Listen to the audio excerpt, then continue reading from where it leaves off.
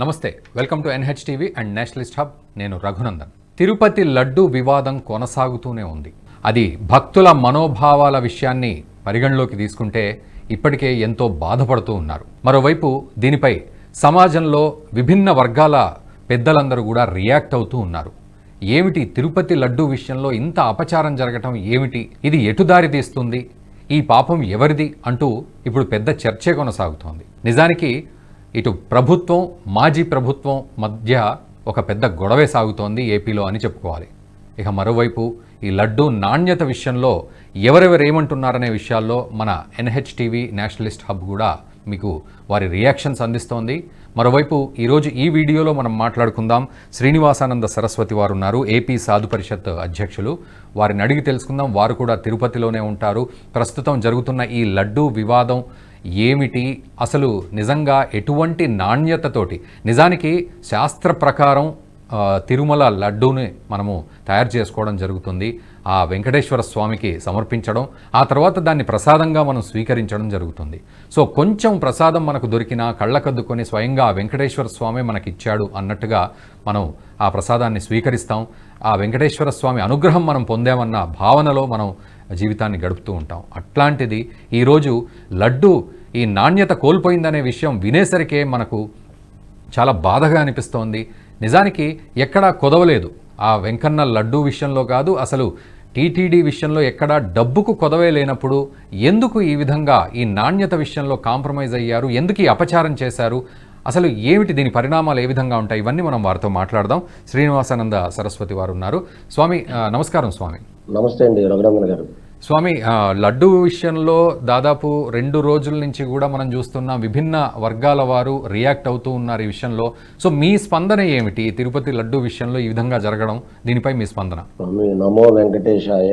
కోట్లాది మంది హిందువుల ఆరాధ్య దైవం, కలియుగ ప్రత్యక్ష దైవంగా, అఖిలాండ కొద్ది బ్రహ్మాండ నాయకుడిగా, కలియుగ వైకుంఠంగా కీర్తించబడేటటువంటి ఆ వెంకటేశ్వరుని పాదపద్మాలకు నమస్కరించుకుంటూ, రఘునందన్ గారు, ఈరోజు ఈ విధముగా మనం తిరుమల తిరుపతి దేవస్థానంలో వెంకటేశ్వర స్వామి వారి తాలూకా ప్రతిరోజు పరమ పవిత్రంగా వారికి నైవేద్యాన్ని పెట్టి, ఆ నైవేద్యాన్ని కోట్లాది మంది హిందూ భక్తులకి అందించేటటువంటి పరమ పవిత్రమైనటువంటి ఆ లడ్డు విషయం పట్ల దిగ్భ్రాంతికరమైన ఇలాంటి సమాచారం మనం వినాల్సి వస్తుందని, అసలు జంతువుల్లాగా ప్రవర్తించి భక్తుల్లాగా ప్రవర్తించలేదు, మానవ మాతృల్లాగా ప్రవర్తించలేదు, జంతువుల్లాగా ప్రవర్తించి ఆ స్వామివారి ప్రసాదాన్ని ఎంత కల్తీ చేసి కోట్లాది మంది హిందువుల భావ గాయపరచడమే కాకుండా వెంకటేశ్వర స్వామి ఆ దేవస్థానానికి కొన్ని వందల వేల సంవత్సరాల నుండి కూడా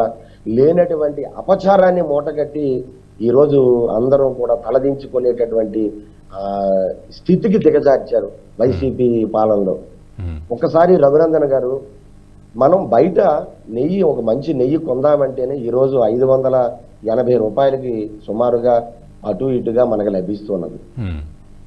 అటువంటిది తిరుమల లడ్డూలు ఉండేటటువంటి ఆ స్వామివారికి ప్రసాదం కైంకర్యం చేసేటప్పుడు అంతకంటే మనము ఏదైతే కొనుక్కుంటున్నామో అంతకంటే ఇంకా పరిశుద్ధమైనటువంటి నెయ్యి అయి ఉండాలి, అంతకంటే మంచిదై ఉండాలి. అటువంటిది 38 రూపాయలకి తక్కువ, అంత తక్కువ ధరకి వాళ్ళు ఇస్తున్నారు. ఇంత విలువైన నెయ్యిని, స్వచ్ఛమైన నెయ్యిని ఇంత తక్కువకి ఇస్తున్నారు అంటే అప్పుడైనా అర్థం కావాలి కదా. తక్కువకి ఇస్తున్నారు ఇందులో అంతే కదండి, 320 రూపాయలు, 20 రూపాయలకి అంటే అందులో ఏ మోతాదులో కల్తీ జరుగుతుంది? నిజమైన ఏదైనా ఇందులో కల్తీ జరుగుతుందా, కల్తీ చేస్తున్నారా? దీనిపైన దృష్టి పెట్టాల్సిన అవసరం ఉన్నదా లేదండి?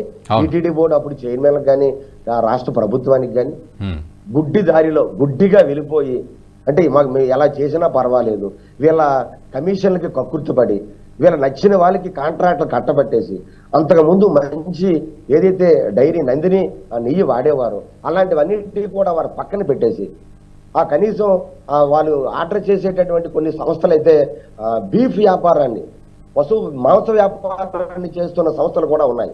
అటువంటి వాటిపైన నమ్మకం పెట్టేసి పూర్తిగా ఏకపక్షంగా వెళ్ళిపోవడం ఎంతవరకు సమంజసం రఘునందన్ గారు? ఇది ఆ ప్రసాదం వెంకటేశ్వర స్వామి ఎవరైనా దర్శనానికి వెళితే వారు వచ్చిన వెంటనే మనం దర్శనం ఎలా చేసుకున్నారా, ఆ స్వామివారి దర్శనం బాగా జరిగిందని మనం అడగం. ప్రసాదం తెచ్చారా, స్వామివారి ప్రసాదం ఉందా అని అడుగుతాం. అంటే ప్రసాదం మన చేతిలో ఉంటే స్వామివారి మన చేతిలో ఉన్నట్లే. ఆయన దర్శనం, ఏడుకొండల స్వామిని దర్శనం చేసిన అనుభూతిని మనం పొందుతాం ఆ ప్రసాదాన్ని తీసుకొని. అటువంటి ప్రసాదాన్ని ఇంతగా దిగజార్చి ఇంత అపచారం మీద అపచారం చేయడం ఎంతవరకు సమంజసం? ఇది వెంకటేశ్వర స్వామి ఆగ్రహానికి, ఆయన అపచారానికి కారణం కాదా? వెంకటేశ్వర స్వామి తాలూకు ప్రతిష్టను దిగజార్చడం కాదా? ఈ తిరుపతి దేవస్థానం అంటే ఆధ్యాత్మిక క్షేత్రం, ఒక దివ్యమైనటువంటి, అది ఒక ధర్మక్షేత్రం. అటువంటి క్షేత్రాన్ని గత 5 సంవత్సరాలు కేవలంగా మీ వైసీపీ ప్రభుత్వం లిమిటెడ్ కంపెనీగా, వీళ్ళ తాలూకు ఇష్ట రాజ్యముగా వారు డబ్బుని, వెంకటేశ్వర స్వామి డబ్బు ఇచ్చేటటువంటి ఒక బంగారు బాతుగా భావించారు తప్ప ఎక్కడైనా భక్తులకి సౌకర్యం చేశారా? చివరికి లడ్డూని కూడా కల్తీ చేసి కోట్లాది మంది హిందువులు చేదరించుకొని చీ అనుకొని అందరూ కూడా అసహించుకునేటువంటి నికృష్ట స్థితికి ఈరోజు ఈ వైసీపీ నాయకులు దిగజారిపోయారు. ఇంకా వీళ్ళకి సిగ్గు రావడం లేదు, ఇంకా వీరికి పశ్చాత్తాపం రావడం లేదు, ఇంకా మేనమేషాలు మాట్లాడుతున్నారు, ఇంకా భేషజాలు మాట్లాడుతున్నారు. తప్పు సరిదిద్దుకుందామనేటువంటి ఆలోచన ఏ కోసైనా కూడా ఏ నాయకుడికి కల్పించడం లేదు. ఎంతటి దారుణం అండి ఇది! వెంకటేశ్వర స్వామి క్షమిస్తాడేనా? ఆయన వినలేదు అనుకుంటున్నారా? ఆయన చూడలేదు అనుకుంటున్నారా? గతంలో మనం చూస్తే 5 సంవత్సరాల్లో జగన్మోహన్ రెడ్డికి వెంకటేశ్వర స్వామి మీద విశ్వాసం ఉందా? నిజంగా నువ్వు ముఖ్యమంత్రిగా ఉండి నువ్వు హిందువుల మత విశ్వాసాల మీద నమ్మకం ఉండే వ్యక్తివైతే డిక్లరేషన్ మీద సంతకం పెట్టవా? అబ్దుల్ కలాం కంటే గొప్పవాడివా? సోనియా గాంధీ కంటే గొప్పవాడివా? శ్రీలంక నుండి, నేపాల్ నుండి, భూటాన్ నుండి వచ్చేటటువంటి రాజులు కూడా, అక్కడ ప్రజాప్రతినిధులు కూడా, నేతలు కూడా వచ్చేటప్పుడు డిక్లరేషన్ మీద సంతకం పెట్టి వెళ్ళేవారే. అంతకంటే మహానుభావుడువా నువ్వు? అంటే నీకు వెంకటేశ్వర స్వామి మీద నమ్మకం లేదు కాబట్టే క్రైస్తవుల్ని చైర్మన్గా పెట్టాం. అక్కడేమో ఆ బోర్డునంతా కూడా ధర్మకర్తల మండలి, అక్కడ ఉండేటువంటి వ్యక్తుల్ని 72 మందిని వేశాం. పోనీ అందులో ఎవడైనా క్యారెక్టర్ ఉండేవాడా? వెంకటేశ్వర స్వామి భక్తుడా? పోనీ హిందుత్వానికి అనుకూలంగా ఉంటాడా? ఆధ్యాత్మిక భావాలు కలిగి ఉంటాడా? అంటే ఒక్కొక్కడు లిక్కర్ డాన్, ఒకడు శరత్ చంద్రారెడ్డి లిక్కర్ వ్యాపారం ఢిల్లీలో అరెస్ట్ అయ్యాడు. మరొకటేమో వాళ్ళ బాబాయ్ వైఎస్ వివేకానంద రెడ్డి హత్యలో వెంకట్రామరెడ్డి, ఇలాంటి, అలాగే మరొకడేమో హైకోర్టు రైల్లో ఉన్నాడు కేసుల్లో. ఇలాంటి వ్యక్తుల్ని, కలంకిత వ్యక్తుల్ని మీరు టీటీడీ బోర్డులో వేసేసి మొత్తం టీటీడీ వ్యవస్థని, పాలనా విధానాన్ని అస్తవ్యస్తం చేసి కనీసం చంటి పిల్లలకి పాలు ఇవ్వకుండా వెంకటేశ్వర స్వామి కొండకి ఎందుకు వచ్చామా, దర్శనానికి ఎందుకు వచ్చామా, ఏమిటి మాకు పాటలు అంటూ కూడా ఆ క్యూ కాంప్లెక్స్ లో ఉండేటటువంటి భక్తులు డౌన్ జగన్, డౌన్ ఈవో అని, డౌన్ అని వెంకటేశ్వర స్వామి నినాదాలతో మారుమోగేటటువంటి తిరుమల క్షేత్రం డౌన్ అన్నా కూడా వీళ్ళకి సిగ్గు వచ్చిందండి. సిగ్గు రాలే, సరిదిద్దుకునే చర్యలు చేపట్టలే. చివరికి ఏం చేశారు? సంత మార్కెట్లో కూరగాయల వ్యాపారం లాగా ఆ వైవి సుబ్బారెడ్డి, ఆ లడ్డు వ్యాపారం ఎంత చేయండి అయ్యా, తోమాల సేవ ఎంత చేయండి అయ్యా, ఆ గదులు 500 ఉన్నాయా, 1000 రూపాయలు చేయండి, ఆ టికెట్లు ఎంత ఉందా, ఆ టికెట్లు పెంచండి. ఏమిటండి ఇలా వీళ్ళ తాలూకా ఏమనుకుంటున్నారు? వీళ్ళ రాజ్యం అనుకుంటున్నారా? వీళ్ళ అడ్డా అనుకుంటున్నారా? తిరుమల ఎంతమంది ముఖ్యమంత్రులు రాలేదు, ఎంతమంది ప్రధానులు రాలేదు, ఎన్ని ప్రభుత్వాలు మారలేదు, ఎప్పుడైనా తిరుమలకు అపకీర్తి తెచ్చాయా, అపవిత్రం చేశాయా? తిరుమల క్షేత్రం తాలూకా చట్టాలను గౌరవించారు, తిరుమల అక్కడ ఉండే ఆచారాలు గౌరవించారు, ఎక్కడ కూడా తూచా తప్పకుండా తిరుమల క్షేత్ర వైభవాన్ని కాపాడారు. వెంకటేశ్వర స్వామి డబ్బు మీరు ప్రభుత్వం ఇస్తున్నారా? అయితే స్వామి, ఇప్పుడు నిన్న వైఎస్ జగన్మోహన్ రెడ్డి ఆయన ప్రెస్ మీట్ పెట్టినప్పుడు అన్నారు, ప్రభుత్వానికి టీటీడీ బోర్డుకు సంబంధం ఏమీ ఉండదు, ప్రభుత్వ ఇన్వాల్వ్మెంట్ లేదు అని ఆయన చెప్తున్న సందర్భం, దాన్ని ఎలా తీసుకోవాలి? ఆయన అంతకంటే సిగ్గుమాలిన మాట ఉంటుందా స్వామి రఘునందన్ గారు? టీటీడీ చైర్మన్ ఎవరు వేస్తున్నారు? స్వామీజీలు వేసేస్తున్నారా, హిందువులు వేసేస్తున్నారా, ప్రతిపక్షాలు వేస్తున్నాయా? టీటీడీ చైర్మన్ కానీ ధర్మకర్త మండలి ఎవరిని అపాయింట్ చేస్తున్నారండి? ఈవోలు ఎవరు అపాయింట్ చేస్తున్నారండి? సెంట్రల్ గవర్నమెంట్ ఈవోలు పెడుతుందా? అవి తప్పించుకునే మాటలండి. అవి చాలా చిన్న పిల్లలు మాట్లాడే ధోరణిలో ఆయన మాట్లాడుతున్నారు. అది కప్పిపుచ్చుకోవడం. అది వాళ్ళు చేసిన ఆ పొరపాటుల్ని ఇంకా కప్పిపుచ్చుకునే మాటలు మాట్లాడుతున్నారు. మనం రఘునందన్ గారు గతంలో మనం చూస్తే పింక్ డైమండ్ విషయాన్ని తీసుకొచ్చారు, మీకు గుర్తే ఉంటుంది. పింక్ డైమండ్ అది ఎక్కడో బెల్జియం వెళ్ళిపోయిందండి. ఈయన ఇప్పుడు ఉండే ఎవరని మన పింక్ డైమండ్ వెలుగులో తీసుకొచ్చాడు సాయిరెడ్డి, విజయసాయిరెడ్డి గారు. అది చంద్రబాబు నాయుడు ఇంట్లో ఉందని, కావలిస్తే మేము వెంకటేశ్వర స్వామి పాదాల మీద ప్రమాణం చేస్తామని ఎన్ని మాట్లాడారు. చివరికి అధికారంలోకి వచ్చారు. ఏమో పింక్ డైమండ్ మీద సమగ్రమైన విచారణ ఎందుకు మీరు చేపట్టలేదు? వెంకటేశ్వర స్వామి మీద ఒట్టేస్తానన్న ఎందుకు ఒట్టేయలేదు? ఈ రోజు వైవి సుబ్బారెడ్డి అంటున్నాడు మేము వెంకటేశ్వర స్వామి పాదాల మీద ఒట్టేస్తామని చెప్పి. ఆయన ఒకసారి వెబ్సైట్ లో వెతికితే క్రిస్టియన్ గా ఈయన వైవి సుబ్బారెడ్డి అంటే క్రిస్టియన్ పేరు కనిపిస్తూ ఉన్నది. కానీ 35 సార్లు మన అయ్యప్ప మాల వేసుకున్నారు, అంతకంటే పెద్ద భక్తుడు ఇంకొకళ్ళు ఉంటారా అన్నారు వైఎస్ జగన్. ఆ గతంలో జగన్మోహన్ రెడ్డి ముఖ్యమంత్రి కాకముందు ఆయన గత చరిత్ర ఇది. ఎప్పుడైతే ఈయన ముఖ్యమంత్రి అయ్యారో మీరు మతం మారితేనే కొంతమంది వ్యక్తులకి మీకు అవకాశాలు ఇస్తాను అనేటటువంటి దాని వల్ల మీరు చూస్తే మీకు నెట్ లో చూడొచ్చు. అలాగే గూగుల్లో సెర్చ్ చేస్తే వాళ్ళ ఆవిడ కూడా బైబిల్ పట్టుకొని అక్కడ ఇడుపులపాయలో ప్రార్థన చేశారు. వైఎస్ విజయంతో ప్రార్థనలు చేయడం మనం చూడలేదా? ఎవరి కాళ్ళు పూజ చేస్తారండి? ఈయన గతంలో అయ్యప్ప మాల వేశాడు, ఆల్ రైట్, చాలా సంవత్సరాల క్రితం రాజశేఖర రెడ్డి ముఖ్యమంత్రిగా ఉండే సమయంలో. ఆ తర్వాత మతం మారిపోయారు కాబట్టి మీరు తిరుమల వెబ్సైట్ లోకి ఏసయ్య నామాలు పంపించారు. టీటీడీ వెబ్సైట్ లోకి ఏసయ్య నామాలు ఎలా వెళ్తారు రఘునందన్ గారు? మనం బయట పంపించగలమా? మరి ఏంటి నాటకాలు, ఎంత దారుణాలు! చివరికి తిరుమల వెంకటేశ్వర స్వామి తాలూకా కనీసం వారి తాలూకా ఏదైతే బడ్జెట్ ఉందో ఆ బడ్జెట్ లో 10%, 1% సంవత్సరాలకైన బడ్జెట్ లో 1% ఈయన కరుణాకర్ రెడ్డి ఏమో తిరుపతి అభివృద్ధికి డ్రైనేజీలు, కాలువలు కట్టడం, రోడ్డులు వేయడం, ఇదా తిరుపతి పని అండి? టీటీడీ పని అండి? టీటీడీ చైర్మన్ పని? నువ్వు భక్తులు సౌకర్యం కల్పించాలి, భక్తులకు మెరుగైన సేవలు చేయాలి, భక్తులకి ఏ ఇబ్బందులు కలగకుండా చూడాలి. అన్నదాన పథకం పురుగులు పట్టిన అన్నం పెట్టారు ఈ దౌర్భాగ్యులండి, ఈ దుర్మార్గులు. ఆ రోజు మనం నిరసన చేయలేదండి? గత ప్రభుత్వాలు టీటీడీ చైర్మన్ ఉండేటప్పుడు ఎప్పుడైనా జరిగిందా? గత ప్రభుత్వాలు ముఖ్యమంత్రులు ఉన్నారు, ఎక్కడైనా అన్నప్రసాదం అంతా దిగజారిపోయిందండి. ఒకసారి మనం గమనిస్తే ఇదంతా ఎటు దారి తీస్తోంది అంటున్నారు. ఇదంతా జెరూసలేం ఎజెండా. హిందువులకు అర్థం కావడం లేదు రఘునందన్ గారు. ఇది జెరూసలేం ఎజెండాని పాలిస్తున్నారు. హిందువులని దేవాలయాల నుంచి వేరే చేసే కుట్ర. వెంకటేశ్వర స్వామి నుండి, అమ్మవారు కనకదుర్గమ్మ గుడి నుండి, లేకపోతే రాష్ట్రంలో దాదాపుగా 230కి పైగా ఆలయాల మీద దాడులు చేస్తే ఈ జగన్మోహన్ రెడ్డి ఎందుకు ఎవరి మీద కేసులు పెట్టలేదు? ప్రభుత్వానికి కేసులు పెట్టే అవకాశం లేదా? ప్రభుత్వాన్ని పట్టుకోలేరా? దోషులు శిక్షించలేరా?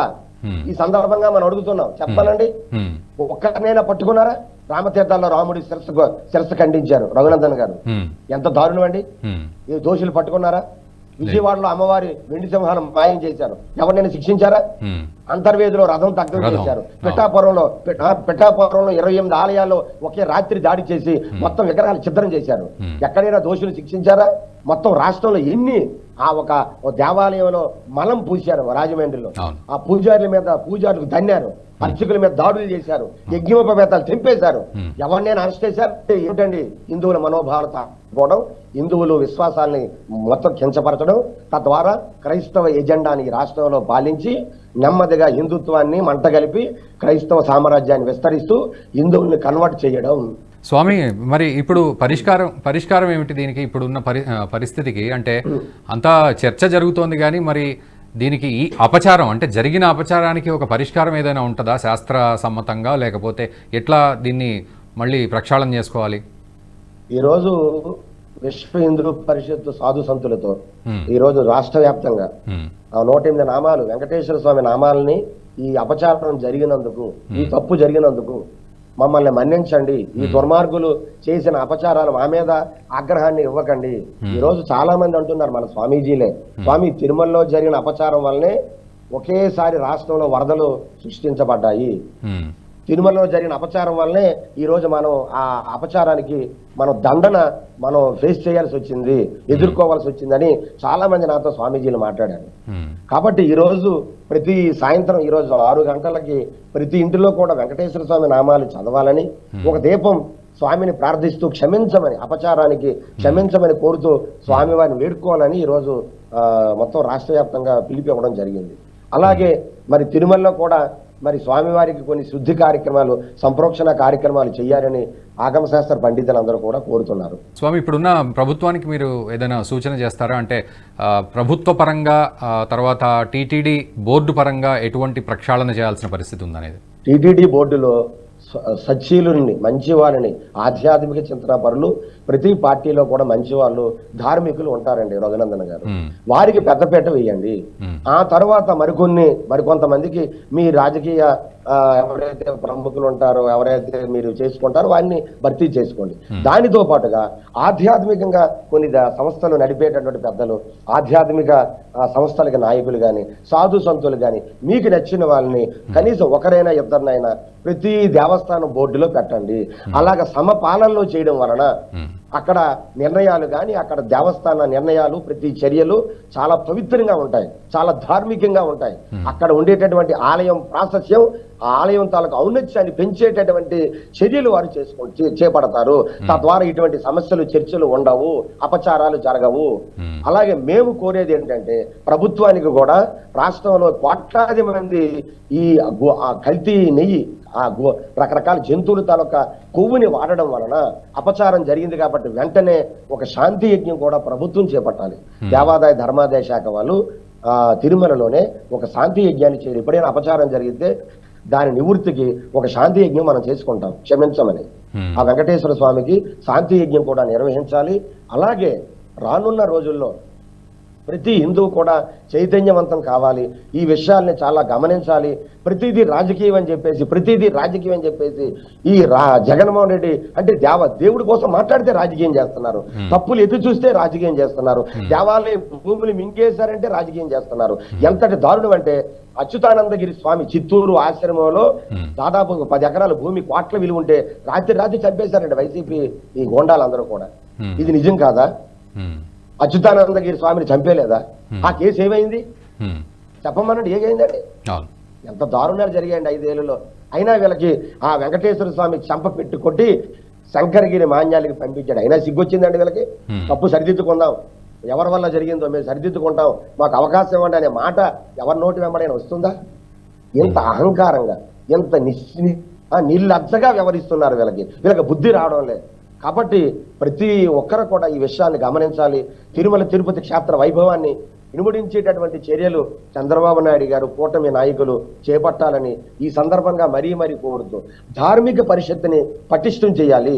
రాష్ట్రంలో అన్ని ఆలయాల మీద కంట్రోల్ ఉండేటటువంటి ధార్మిక పరిషత్తు మన ఎండోమెంట్ లో ఉన్నది. అది చట్టబద్ధంగా. స్వామి, ఇప్పుడు డిప్యూటీ సీఎం పవన్ కళ్యాణ్ ఏమన్నారంటే, ఇట్లా ఇది కాదు, మనం ధర్మ పరిరక్షణ కోసం ప్రత్యేకంగా ఒక బోర్డు ఉండాల్సిందే అన్నట్టుగా మాట్లాడారు. సో దానికి ఏ విధంగా? చాలా చాలా మంచి మాట అండి అది. ఈ ధర్మ పరిరక్షణకి ప్రభుత్వం నుండి, ఆధ్యాత్మిక సంస్థల నుండి, ఇటు పక్క స్వామీజీల నుండి కూడా ఒక ధర్మ పరిరక్షణ సంస్థగా ఉంటే ఈ దానికి అసలు టీటీడీలోనే ప్రతి సంవత్సరం రఘునందన్ గారు ధర్మాచారి సదస్సు జరిగేది. అంటే దేశంలో ఉండేటటువంటి పీఠాధిపతులు, సాధు సత్పురుషులను పిలిచి వారు ఏం చేయాలి, ఎలా చేయాలి, ఏ కార్యక్రమాలు అమలుపరచాలి, ఇవన్నీ అడిగి తెలుసుకో సూచనలు, సలహాలు. ఈ వైసీపీ వచ్చిన తర్వాత దాన్ని పక్కన మూలబడేశారు. ధర్మాచార్య సదస్సుని పక్కన పడేశారు. ఎందుకు? తప్పులు ఎత్తి చూపుతారు, ఇది తప్పు అంటారు, ఇది వద్దు అంటారు. నిర్వహించాలి.